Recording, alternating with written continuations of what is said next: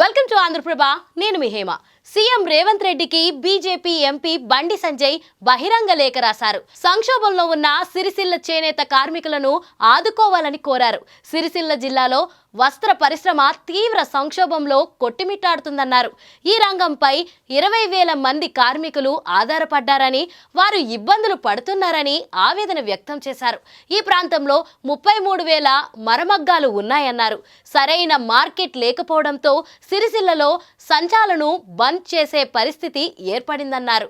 గడిచిన 7 ఏళ్లుగా సిరిసిల్ల వస్త్ర పరిశ్రమ ప్రభుత్వ ఆర్డర్లపై ఆధారపడి మనుగడ సాగిస్తుందని గుర్తు చేశారు బండి సంజయ్. బీఆర్ఎస్ ప్రభుత్వం కార్మికులకు బతుకమ్మ చీరలకు సంబంధించి 220 కోట్ల మేర బకాయి పడిందన్నారు. ఈ బకాయిలు రాకపోవడంతో ఇక్కడి వస్త్ర పరిశ్రమ ఆర్థికంగా ఇబ్బందులు ఎదుర్కొంటుందన్నారు.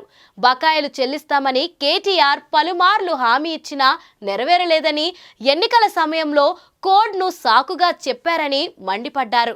కార్మికులు పరిశ్రమ ఇబ్బందులను దృష్టిలో పెట్టుకుని వారికి బకాయిలు చెల్లించాలని సీఎం రేవంత్ రెడ్డిని కోరారు. సిరిసిల్ల కార్మికులు ప్రభుత్వ ఆర్డర్లపైనే ఆధారపడినందున వారికి అలాంటి అవకాశం ఇచ్చి ఆదుకోవాలన్నారు. సిరిసిల్ల కార్మికులను ఓనర్లుగా మార్చేందుకు 8 ఏళ్ల క్రితం కేటీఆర్ వర్కర్ టు ఓనర్ పథకాన్ని తీసుకొచ్చారని, కానీ దానిని ఇంతవరకు అమలు చేయలేదన్నారు. కార్మికుల సంక్షేమం దృష్ట్యా ఆ నిధులు కేటాయించి వర్కర్లను ఓనర్లుగా చేసే కార్యక్రమానికి శ్రీకారం చుట్టాలని రేవంత్ రెడ్డిని కోరారు. ఇక్కడి మరమగ్గాలను అధునాకరించాల్సిన ఆవశ్యకత ఉందన్నారు.